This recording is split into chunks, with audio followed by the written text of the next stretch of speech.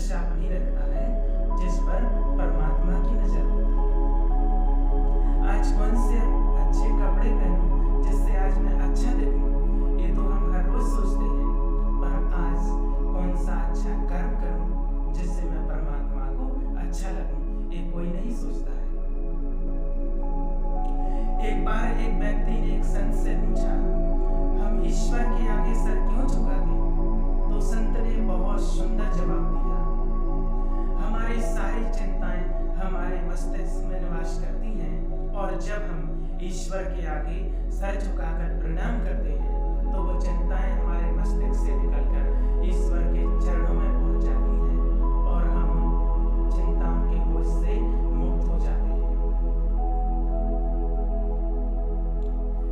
अपनी अंतरात्मा को कभी मरने मत देना और अपने अहंकार को कभी साथ चलने मत देना, क्योंकि जब हम कुछ गलत करने की सोचते हैं तो हमारी अंतरात्मा हमें जरूर चेतावनी देती है, लेकिन हमारा अहंकार उसे सुनने नहीं देता। इसीलिए अहंकार का क्या करें? सुख और दुख दोनों ही जीवन का हिस्सा है, दोनों ही इम्तिहान है हमारे। सुख इम्तिहान है हमारे अहम का और दुख इम्तिहान है हमारे शब्द का।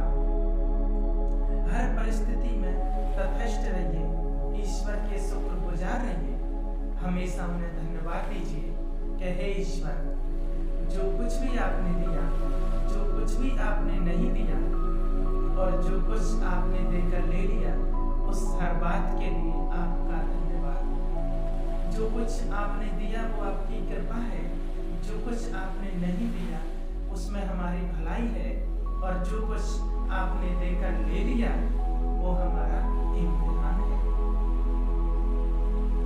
जीवन में सब अच्छा ही हो ऐसा कभी होता नहीं, अच्छा बुरा तो दोनों को मिलाकर के ही जीवन, अच्छे बुरे दोनों तरह के लोग जीवन में आते हैं। सबका धन्यवाद करते चलिए। धन्यवाद उन लोगों का जो मुझसे नफरत करते हैं, क्योंकि उन्होंने मुझे मजबूत बनाया। धन्यवाद उन लोगों का जो मुझे प्यार करते हैं, क्योंकि उन लोगों ने मेरा दिल बड़ा किया। धन्यवाद उन लोगों का जो मेरे लिए परेशान हुए और उन्होंने मुझे बताया कि वो मेरा कितना ख्याल रखते हैं। धन्यवाद उन लोगों का जिन्होंने मुझे अपना बनाकर छोड़ दिया और ये एहसास दिला दिया कि दुनिया में हर चीज अपनी नहीं होती। धन्यवाद उन लोगों का जो मेरी जिंदगी में शामिल हुए और मुझे ऐसा बना दिया जैसा मैंने कभी सोचा भी नहीं था। और सबसे ज्यादा धन्यवाद मेरे परमात्मा का, जिन्होंने मुझे हालात का सामना करने की हिम्मत दी, शक्ति दी। हे मेरे ईश्वर, अगर आपका कुछ तोड़ने का मन करे तो मेरा गुरूर तोड़ देना। अगर आपका कुछ जलाने का मन करे तो मेरा क्रोध जला देना। अगर आपका कुछ बुझाने का मन करे तो मेरी घृणा बुझा देना। अगर आपका कुछ मारने का मन करे तो मेरी इच्छाएं मार देना। अगर आपका कुछ प्यार करने का मन करे तो मेरी ओर देख लेना। मैं शब्द, तुम अर्थ, तुम बिन और मैं व्यर्थ।